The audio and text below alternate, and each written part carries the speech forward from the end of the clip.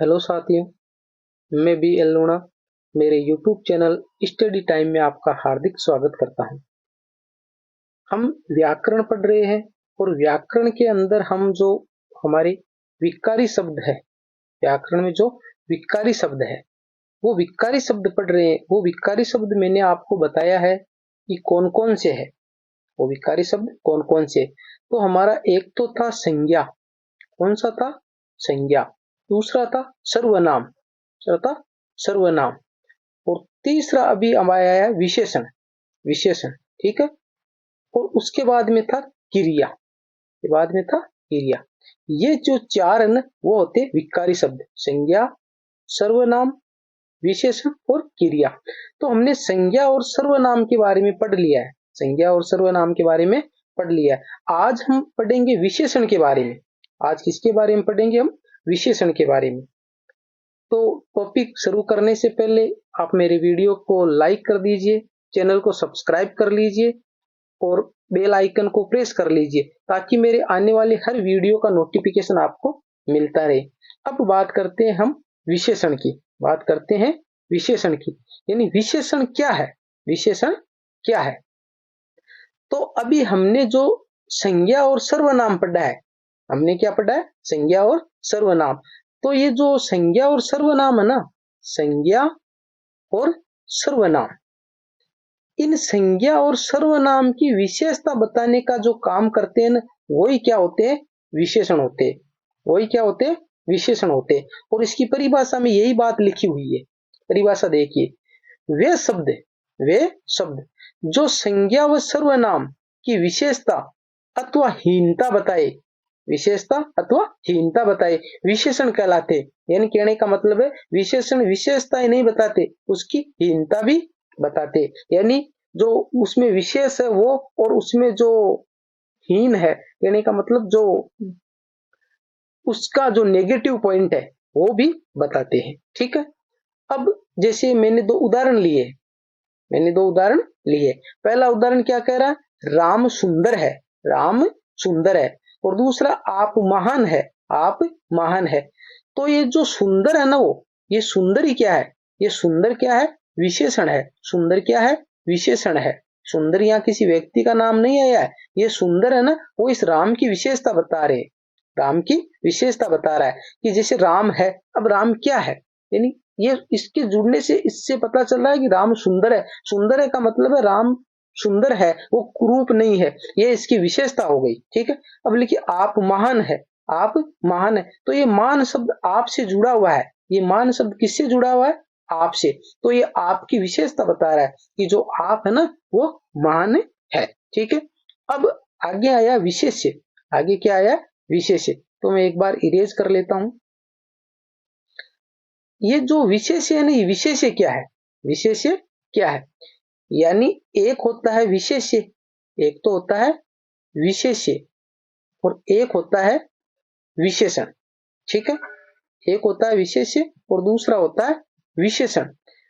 तो विशेष्य है ना, वो विशेष्य है, वो जो हमें कर्ता बोलते हैं ना, कर्ता बोलते हैं, वही क्या है? विशेष्य है। यानी जिसकी विशेषता बताई जाएगी, जिसकी विशेषता, परिभाषा क्या है? जिसकी विशेषता बताई जाती है वही क्या। तो जैसे यहाँ जो उदाहरण लिया ना हमने, राम सुंदर है, तो इसके अंदर सुंदर है वो तो विशेषण हो गया, सुंदर है वो तो क्या हो गया? विशेषण हो गया। और है वो क्या करता है? इस वाक्य की पूर्ति कर रहा है। यानी राम सुंदर या तक लिखे तो अच्छा नहीं लगता है, तो राम सुंदर है, तो ये पूरा जुड़ने से ये वाक्य की पूर्ति हो रही है। ठीक है। अब जो राम है ना, वो ये राम ही क्या है? ये राम ही विशेष्य है, राम ही विशेष्य है, क्योंकि विशेषता किसकी बताई जा रही है? राम की। और यहाँ पर विशेष्य कौन है? आप है। ठीक है। आप अच्छे से समझ रहे हो? ठीक है। अगर किसी भी प्रकार का आपको डाउट रहता है तो आप मेरे कमेंट बॉक्स में कमेंट करिए। मेरे को जब भी टाइम मिलेगा आपके कमेंट का आंसर मैं जरूर दूंगा। अब देखिए, जैसे राम सुंदर है, जैसे राम सुंदर है, इसमें राम विशेष्य है, राम क्या है? विशेष्य। तो अब आप विशेषण और विशेष्य के बारे में अच्छे से समझ गए होंगे। ठीक है। आगे बात करते हैं। संज्ञा व सर्वनाम, संज्ञा व सर्वनाम विशेष्य होते हैं। संज्ञा व सर्वनाम क्या होते हैं? विशेष्य होते हैं। क्यों होते हैं? क्योंकि संज्ञा, संज्ञा क्या है? भाई हमने जो संज्ञा है वो पढ़ी है। संज्ञा क्या थी? किसी भी नाम को हम क्या बोलते हैं? संज्ञा बोलते हैं। तो राम क्या है? एक नाम ही तो है। आप क्या है? आप क्या है? आप है सर्वनाम, जो निजवाचक सर्वनाम हम पढ़ के आए हैं ना वो। ठीक है, तो ये जो आप सर्वनाम है, राम संज्ञा है, तो ये क्या कह रहा है कि जो संज्ञा और सर्वनाम है वही क्या होंगे? विशेष्य होंगे। ठीक है, आगे देखिए, आगे हमारे आया है परविशेषण। आगे क्या आया है? परविशेषण। तो एक तो हुआ विशेषण और एक हुआ परविशेषण। कहने का मतलब है जो विशेषण की विशेषता बताए, विशेषण की विशेषता बताए वो क्या हो गया? परविशेषण। देखिए, विशेषण की विशेषता बताने वाले शब्द, जैसे राम बहुत सुंदर है, वहां तो था राम सुंदर है, ये बहुत वहां पर नहीं लगा हुआ था, राम सुंदर है। अब वहां इसके आगे लगा राम बहुत सुंदर है, कहने का मतलब है यानी इसमें जो हम बोलते हैं जैसे चार चांद लग गए, चार चांद लग गए। कहने का मतलब सुंदर तो है ये राम, पर बहुत सुंदर है। बहुत सुंदर का मतलब है ये सबसे सुंदर है। ठीक है, जो लाजवाब बोलते हैं मुझे। ठीक है, तो ये राम बहुत सुंदर है, तो ये बहुत है ना, ये परविशेषण है। ये क्या है? परविशेषण है। परीक्षा में आपको इसी प्रकार के प्रश्न हिंदी में पूछे जाते हैं, जो छोटे छोटे हमारे को ये दिख रहे हैं, परंतु ये जो बारीक चीजें है ना, हमारे जो क्वेश्चन है वो गलत करवा देती है। तो हमारे को हिंदी को बारीकी से पढ़ना होता है। ठीक है, एक एक पॉइंट को अच्छे से समझना होता है, तब जाकर हम हिंदी में जो कंपटीशन एग्जाम होते हैं उसको फाइट कर पाते हैं। ठीक है, अब देखिए, विशेषण की अवस्थाएं, विशेषण की अवस्थाएं, यानी विशेषण की तीन अवस्थाएं होती है। कितनी अवस्थाएं होती है? तीन। एक होती है मूलावस्था, दूसरी होती है उत्तरावस्था, तीसरी होती है उत्तमावस्था। ठीक है, एक तो होती है मूलावस्था, एक होती है उत्तरावस्था और एक होती है उत्तमावस्था। ये जो है ना, वो जैसे एक में तुलना हो रही है, एक में तुलना हो रही है, यहाँ पर दो में तुलना होगी, यहाँ पर दो में, जैसे दो व्यक्ति है उसमें से जैसे एक सुंदर है वहां, और एक हो रही उत्तमावस्था। ये कहने का मतलब है जो पूरी जैसे क्लास हो या पूरा गांव हो या पूरा शहर हो, उसमें जैसे तुलना होती है ना सभी के में, तो वहां होती है उत्तमावस्था। देखिए उदाहरण है, राकेश सुंदर है, राकेश सुंदर है, ये अकेला है बस, राकेश सुंदर है। भाई जैसे 10 15 20 आदमी खड़े हैं, उसके अंदर एक राकेश नाम का लड़का है, और हम कहें राकेश सुंदर है, तो ये सुंदर है। अब ये नहीं है कि ये सबसे ही सुंदर है, वहां पर जैसे सुरेश है तो वो भी सुंदर हो सकता है, इसके अलावा कोई और नाम है वो भी सुंदर हो सकता है, जरूरी नहीं है कि अकेला राकेश ही सुंदर है। यहाँ पर सिर्फ अकेले में ही बात हो रही है कि भाई राकेश है वो सुंदर है, ऐसा नहीं है कि वो कुरूप है, राकेश सुंदर है। पर यह भी नहीं है कि वो सबसे सुंदर है, या चार लड़के उन चार में सुंदर है, या दो लड़के उनमें सुंदर है, बस राकेश सुंदर है, बस यही बात ये खत्म हो जाती है। तो यहाँ अकेले में तुलना हो रही है, ये होगी मूलावस्था। ये क्या होगी? मूलावस्था। अब देखिए उत्तरावस्था, उत्तरावस्था में क्या होगा? राकेश रमेश से सुंदर है, राकेश रमेश से सुंदर है, कहने का मतलब यहाँ दो में तुलना हो रही है, एक तो रमेश है और दूसरा राकेश है। कहने का मतलब है राकेश रमेश से सुंदर है, इसका मतलब यह है जैसे यहाँ पर दो ही है आदमी और उन दोनों में तुलना कर रहे हैं, दोनों में तुलना कर रहे हैं कि भाई किसी से पूछा जाए कि इसमें बताओ राकेश सुंदर है या रमेश सुंदर है, तो हम कहें राकेश रमेश से सुंदर है। कहने का मतलब है जो रमेश है ना वो थोड़ा राकेश से कम सुंदर है और राकेश उससे थोड़ा ज्यादा सुंदर है। अब ये दो में तुलना हुई है, ज्यादा में नहीं हुई है, सिर्फ दो में हुई है। तो दो में जहां तुलना होती है वो होती है उत्तरावस्था। ठीक है, अब ये उत्तमावस्था, उत्तमावस्था में क्या होता है? राकेश अपनी कक्षा के सब विद्यार्थियों से सुंदर है, राकेश अपनी कक्षा के सब विद्यार्थियों से सुंदर है। दो से अधिक में तुलना, इसका मतलब ये हुआ कि एक क्लास है, वो 20 लड़कों भी हो सकती है, वो 50 लड़कों को भी हो सकती है। अब उन जो क्लास के अंदर सबसे सुंदर वो कौन है? वो राकेश है। सबसे सुंदर कौन है? राकेश है। तो अब आप समझ गए होंगे मूलावस्था, उत्तरावस्था और उत्तमावस्था। ठीक है, विशेषण आपको पूछ ले विशेषण की कितनी अवस्थाएं होती है, तो आपका आंसर होगा 3। वो कौन कौन सी होती है? मूलावस्था, उत्तरावस्था और उत्तमावस्था। ठीक है, आगे देखिए, आगे नोट में लिखा है छे और तर, छे और तर, प्रत्यय का प्रयोग एक साथ नहीं होता है। छे और तर प्रत्यय का प्रयोग एक साथ, जो हम प्रत्यय वाला टॉपिक पढ़ेंगे ना वहां पर देखेंगे। ठीक है, अब यहाँ पर हमने उदाहरण लेके समझने की कोशिश करेंगे। ठीक है, यहां दे रखा राकेश रमेश से सुंदरतर है। ठीक है, अब ये ऊपर जो नोट है उसमें क्या लिखा है, से और तर प्रत्यय एक प्रयोग का एक साथ नहीं होता है। कहने का मतलब यहाँ से प्रत्यय और तर प्रत्यय वो एक साथ नहीं आएगा। अब देखिए, राकेश रमेश से आएगा, सुंदरतर है, यहाँ पर तर आ गया। कहने का मतलब से भी आया है और तर भी आया है, और ऊपर नोट में क्या लिखा है कि से और तर प्रत्यय का प्रयोग एक साथ नहीं करेंगे। तो ये प्रत्यय वाले टॉपिक में भी हम पढ़ेंगे, प्रत्येक वाले टॉपिक में भी हम पढ़ेंगे, और ये जो शब्द शुद्धि है ना वहां पर भी हम देखेंगे, वहां पर भी देखेंगे। कहने का मतलब मैंने इस हिंदी के अंदर जो कर्म से इसीलिए लिया है कि जैसे हम परीक्षा में जैसे रीट आ गई और उस रीट की तैयारी करेंगे, तो वहां पर जो उसमें जो टॉपिक दे रहे वो टॉपिक देखेंगे, हम वो टॉपिक देखेंगे, तो हम अच्छे से उसको समझ नहीं पाएंगे। इसलिए हम उसको अच्छे से समझ नहीं पाएंगे, इसीलिए मैंने क्या किया है कि जो टॉपिक है वो कर्म से लिए। कहने का मतलब हिंदी में जो प्रत्येक टॉपिक है वो एक दूसरे से जुड़ा हुआ है, एक दूसरे से आपस में जुड़ा हुआ है।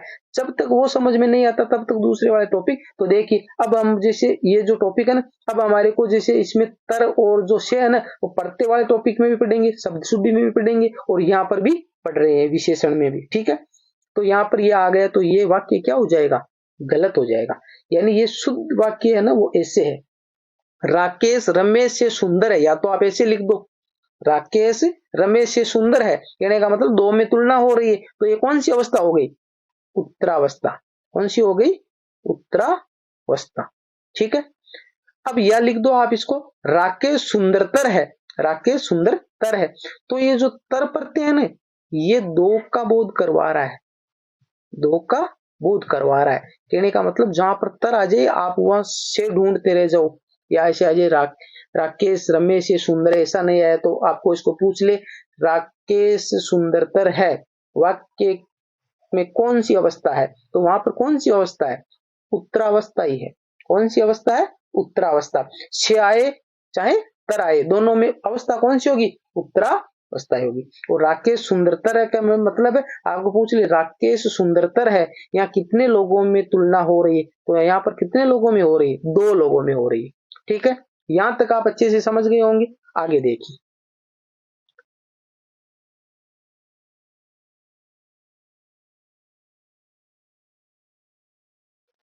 आगे दे रखा है, सबसे और तम, सबसे और तम प्रत्यय का प्रयोग एक साथ नहीं होता है। सबसे और तम, एक तो हो गया सबसे, एक तो हो गया सबसे, और एक हो गया तम। तो पहले तो आप यही देख लीजिए, कहने का मतलब ये कौन सी अवस्था होगी, उत्तमावस्था, उत्तमावस्था, ये उत्तमावस्था होगी। उत्तमावस्था में सबसे और तम, तम का मतलब ही क्या है, यानी सभी में तुलना हो रही है, सभी में एक को श्रेष्ठ बताया जा रहा है। जैसे एक कक्षा है, उस कक्षा में एक को श्रेष्ठ बताया जा रहा है, वहां पर तम प्रत्यय आएगा। और सबसे का मतलब तो जैसे सबसे हो गया। अब देखिए उदाहरण, राकेश सबसे सुंदरतम है, तो सबसे और तम प्रत्यय एक साथ नहीं आएगा, इसलिए क्या हो गया, गलत हो गया, गलत हो गया। अब देख, राकेश सबसे सुंदर है, राकेश सबसे सुंदर है, तो ये वाक्य बिल्कुल सही है भाई, राकेश सबसे सुंदर है। दूसरा, राकेश सुंदरतम है, सुंदरतम का मतलब क्या हुआ कि ये पूरी कक्षा में सुंदर है, या 50 लोग है उनमें सुंदर है, या 20 लोग है उसमें सुंदर है। ठीक है, यहां तक आप समझ गए होंगे। ठीक है, अब देखिए, विशेषण के प्रकार या भेद, विशेषण के प्रकार या भेद कितने होते, चार होते। विशेषण कितने प्रकार के होते, चार प्रकार के। अब वो चार प्रकार कौन कौन से, वो चार प्रकार कौन कौन से। पहला प्रकार देखिए, गुणवाचक विशेषण, गुणवाचक विशेषण। दूसरा, संख्यावाचक विशेषण, संख्यावाचक विशेषण। तीसरा, परिमाणवाचक विशेषण, परिमाणवाचक विशेषण। और चौथा, सार्वनामिक विशेषण। चौथा कौन सा है, सार्वनामिक विशेषण। तो ये हो गए हमारे विशेषण चार, गुणवाचक, संख्यावाचक, परिमाणवाचक और सार्वनामिक विशेषण। अब हम इन विशेषणों का एक एक करके अध्ययन करेंगे। ठीक है, तो पहला है हमारा गुणवाचक विशेषण। पहला कौन सा है, गुणवाचक विशेषण। तो गुणवाचक विशेषण का नाम आया गुण। नाम क्या आया? गुण। तो आपको इसको देख के ये नहीं सोचना है कि इसमें सिर्फ गुण भी आएंगे, इसके अंदर क्या आएंगे? दोष भी आएंगे, इसके अंदर दोष भी आएंगे, रंग, अवस्था, बहुत सारी चीजें इसके अंदर आएगी। इसका नाम सिर्फ गुणवाचक दे रखा है, बाकी जरूरी नहीं है इसके अंदर सिर्फ गुण ही आएंगे, यानी कमियां भी आएंगी, अच्छाइयां भी आएंगी, बुराइयां भी आएगी, सारी आएगी। ठीक है।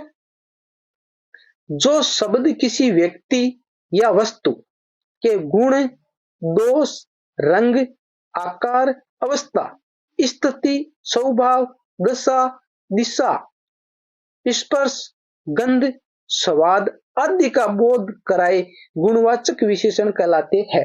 जैसे, कहने का मतलब है गुणवाचक विशेषण में सारी बातें ही आ गई, सारी बातें ही आ गई। ठीक। अब देखिए आगे उदाहरण। हमारे उदाहरण में दिया है सुंदर आदमी, सुंदर आदमी। दूसरा दिया लाल रंग। तीसरा दिया पुराना मकान। अब यहां पर एक तो आया आदमी, एक तो क्या आया? आदमी। एक आया रंग, एक आया रंग, और एक आया मकान। ठीक है। इनके आगे एक एक शब्द जुड़ा हुआ है।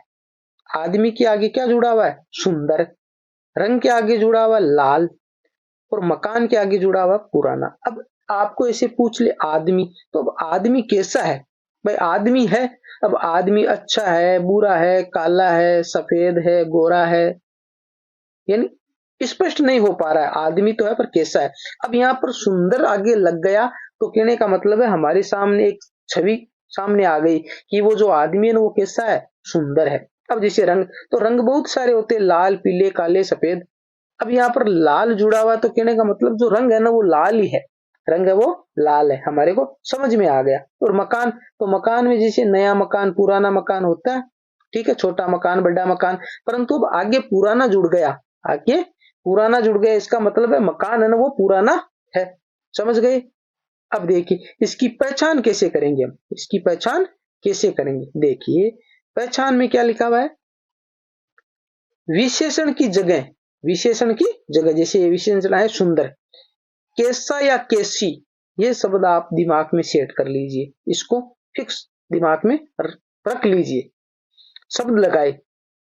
अगर प्रश्न बनकर उसका सही उत्तर निकलता है तो वह गुणवाचक विशेषण। अब आपकी समस्या का समाधान हो गया, अब आपकी समस्या का समाधान हो गया। गुणवाचक एक तो ये रखना है, और एक याद रखना कैसा, कैसी। ये गुणवाचक विशेषण कंप्लीट हो गया। दो ही शब्द याद रखने आपको, गुणवाचक, कैसा, कैसी, बस काम खत्म। कैसे? देखिए अब सुंदर आदमी आया तो हम लगाएंगे कैसा आदमी, कैसा आदमी, उत्तर क्या आएगा? सुंदर आदमी। रंग, कैसा रंग? लाल रंग। मकान, कैसा मकान? पुराना मकान। तो कहने का मतलब ये जो तीन उदाहरण थे, तीनों के आंसर मिल रहे हैं हमारे को, तो ये सारे क्या है? गुणवाचक विशेषण के उदाहरण है, गुणवाचक विशेषण के उदाहरण है। तो आप समझ गए होंगे, यानी हमारे को सिर्फ क्या ध्यान में रखना है? इधर गुणवाचक और इधर कैसा, कैसी। कहने का मतलब हमारे को एक कोडवर्ड है ना, इसी के आधार पर आगे बढ़ना है। पूरी जो साहित्य है ना उसको दिमाग में समेट नहीं सकते, दिमाग, हमारी जो मेमोरी, उसकी भी एक क्षमता होती है, तो उसको शॉर्ट करके हमारे को दिमाग में सेट करना होता है। ठीक है, आगे देखिए।